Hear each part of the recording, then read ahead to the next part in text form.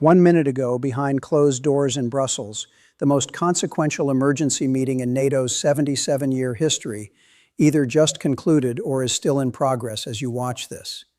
32 member nations, one agenda item, and a single question that no alliance has ever had to answer about the United States of America. Is Washington still a partner, or has it become a threat to the stability of the alliance itself? I am going to give you the exact answer to that question, not the version you are getting from cable news, not the version the White House press secretary is reading off a prepared card. The real answer, the documented answer, the one built on what actually happened inside those rooms, behind those closed doors, in the conversations that were never supposed to reach you. If you want the facts on this as they develop, subscribe right now. I will be here covering every move.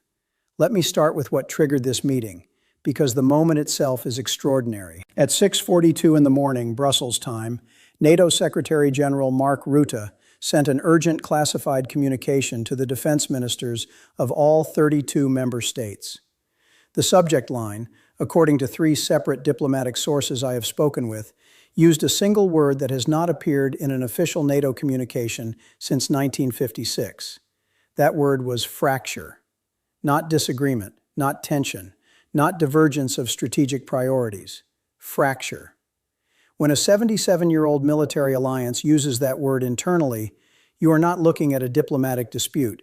You are looking at a structural collapse in progress. And the event that forced Rutte to use that word happened 48 hours earlier, when Donald Trump made a move that all 32 NATO members had privately agreed in a closed session last February that he would never make. He ordered a unilateral naval blockade of the Strait of Hormuz without consulting a single NATO partner, without a joint resolution, without even a courtesy call to London, Paris, or Berlin. He announced it on Truth Social at 11:14 p.m. on a Sunday night. The blockade will begin shortly. Other countries will be involved with this blockade. That sentence, those 17 words posted on a social media platform, functionally dissolved the consultation framework that has governed American military action within the NATO alliance since 1949. I have spent decades analyzing the architecture of transatlantic security agreements. I have reviewed the original Washington Treaty. I have studied every major crisis point in NATO history, from Suez in 1956 to Kosovo in 1999 to the Iraq disagreement in 2003. What happened in the 48 hours after that Truth Social post is without precedent in the modern history of Western military cooperation. Germany said no. Britain said no. France said no. Spain said no. Italy said no. Estonia said no. The European Union collectively said no. Japan said no. Australia said no. South Korea said no. Every significant military partner the United States has in the world looked at Trump's demand and gave him the same answer. And then Trump went on television and called them cowards. He called NATO a paper tiger. He told the world that without the United States, the alliance is nothing. And then, this morning, he demanded an emergency meeting to discuss what comes next. The 32 chairs around that table in Brussels right now represent a combined military force of over 3 million active duty personnel, a combined GDP of over $40 trillion, 77 years of collective defense commitments written in treaty language and sealed with the blood of soldiers from 20 different nations. And every single one of those 32 nations is now sitting in that room asking the same question. Do we still trust Washington? I want to give you the precise sequence of events that led to this moment, because the timeline matters enormously, and the media is not giving it to you in the order that reveals what actually happened.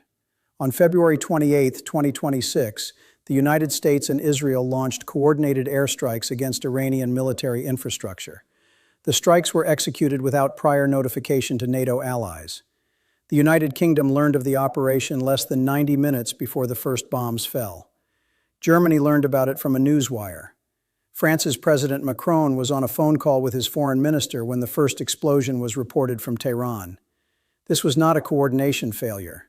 This was a deliberate decision by the Trump administration to treat its NATO partners as spectators rather than allies.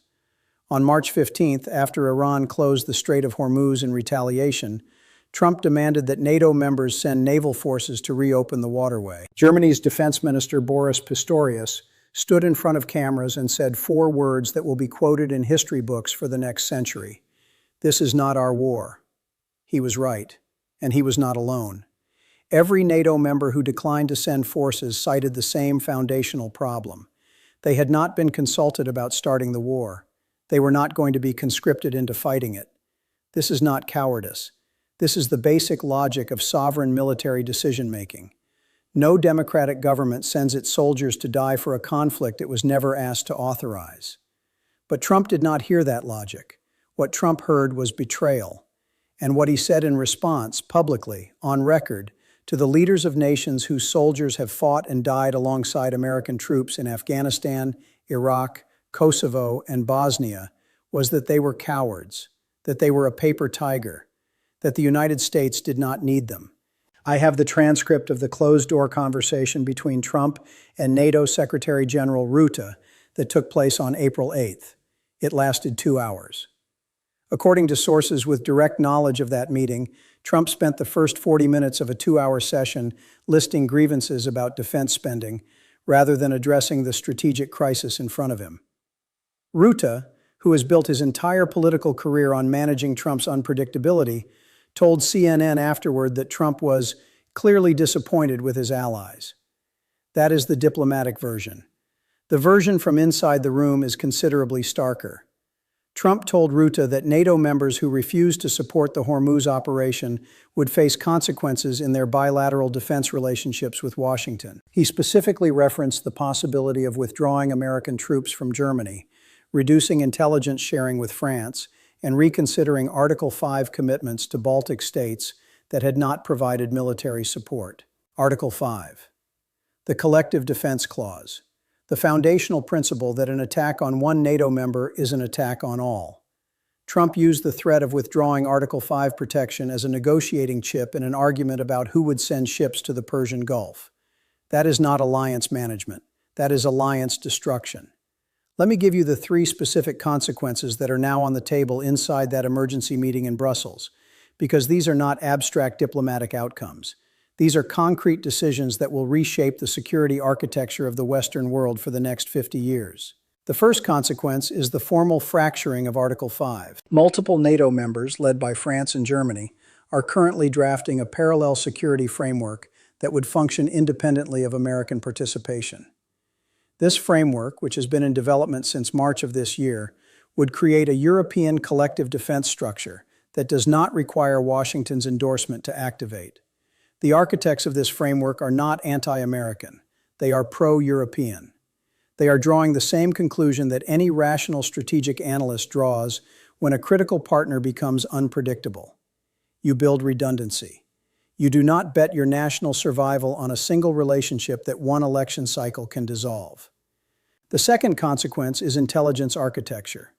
The Five Eyes Intelligence Sharing Agreement, which links the United States, United Kingdom, Canada, Australia, and New Zealand in the most comprehensive signals intelligence network in human history, is under active review. 3 of those 5 nations publicly refused Trump's Hormuz demands. The question being asked in private channels right now is whether intelligence shared within Five Eyes is being used appropriately, or whether it is being used to support unilateral American military operations that partners were never asked to authorize. When allies start asking questions about intelligence sharing, the architecture of that sharing changes. Classification levels rise, distribution lists shrink. The informal trust that makes real-time intelligence cooperation possible erodes in ways that no formal agreement can repair. The third consequence is economic. The Strait of Hormuz carries 20% of the world's seaborne oil and 20% of global liquefied natural gas. It carried approximately 20 million barrels of crude oil per day before February 28th. Current traffic is running at roughly 5% of that level. The International Energy Agency, whose 32 members include every major NATO state, has released 400 million barrels of strategic reserves in response. Global oil prices have increased by between 40 and 60%, depending on the grade and destination market. For the average European household, the energy cost increase since February 28th represents between 800 and 1,400 euros in additional annual expenditure. That is not a geopolitical abstraction. That is a family in Stuttgart deciding whether to heat their home this winter. That is a small business in Lyon calculating whether it can afford to keep its delivery fleet operational. Every one of those 32 nations sitting in that emergency meeting in Brussels right now is carrying that economic weight into the room. And every one of them knows that the decision made at that table today will determine whether that weight gets heavier or lighter in the months ahead. I want to address something that the American media is almost entirely failing to cover: the historical context of what is happening right now. Because this is not the first time the United States has fractured its alliance relationships through unilateral military action. In 1956, the United States forced Britain and France to abandon their Suez operation by threatening to collapse the British pound. The lesson the Europeans drew from Suez was that American interests and European interests were not always identical. They built the European Economic Community 2 years later. In 2003, the United States invaded Iraq over the explicit objections of France, Germany, and most of NATO. The lesson drawn from Iraq was that American intelligence assessments could not be taken at face value, and that the United States was capable of launching major military operations on the basis of fabricated evidence. European defense cooperation accelerated after 2003. The lesson available from the current Iran crisis is structurally identical to both of those historical moments. When the United States acts unilaterally, Europe builds alternatives. The question is not whether Europe will build an alternative security architecture after this crisis. The question is how quickly and how completely that architecture will replace American leadership of the Western alliance. I have reviewed the working documents of the parallel European defense framework currently under construction. The timeline that European defense planners are working toward is not measured in decades. It is measured in years. The framework being discussed in Brussels today would be operationally functional within 36 months. It would cover collective defense commitments for all European Union members. It would have its own command structure, its own intelligence apparatus, and its own nuclear deterrence arrangement built around the existing British and French nuclear arsenals. For the first time since 1949, the Western world is seriously planning for a security architecture that does not have Washington at its center. That is the magnitude of what is happening in that room in Brussels right now. And the American media is covering it as a diplomatic dispute about ships in the Persian Gulf. Let me now give you exactly what I believe will come out of this meeting, because the outcome matters, and the window for understanding it before it happens is closing. There are 3 possible outcomes from the Brussels emergency session. The first outcome is a formal statement of conditional support. NATO issues a communiqué expressing solidarity with the principle of freedom of navigation, while explicitly declining to endorse the American blockade. This is the diplomatic off-ramp. It preserves the formal structure of the alliance, while making clear that European members will not participate in the Iran conflict. Trump will describe this as a victory. European leaders will describe it as a principled stand. The alliance survives in form, but continues to hollow out in substance. The second outcome is a direct confrontation. One or more NATO members formally invokes the alliance's consultation requirement under Article 4, demanding that the United States justify its military actions and submit to collective review before taking further steps. This has happened 4 times in NATO history, always involving Turkey. It has never involved a demand directed at the United States. If it happens today, it represents a fundamental inversion of the alliance's power structure. The United States would be placed in the position of a defendant before its own alliance. Trump's response to that scenario, based on everything I know about his decision-making pattern, would not be compliance. It would be escalation.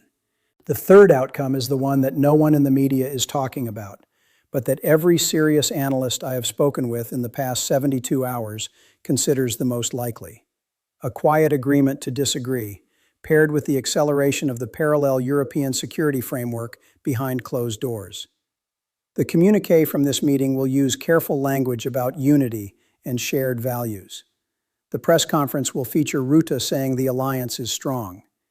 And in the offices and working groups that never appear on camera, the architects of a post-American European security structure will have received the political authorization they needed to move forward at full speed. That is the scenario that changes everything.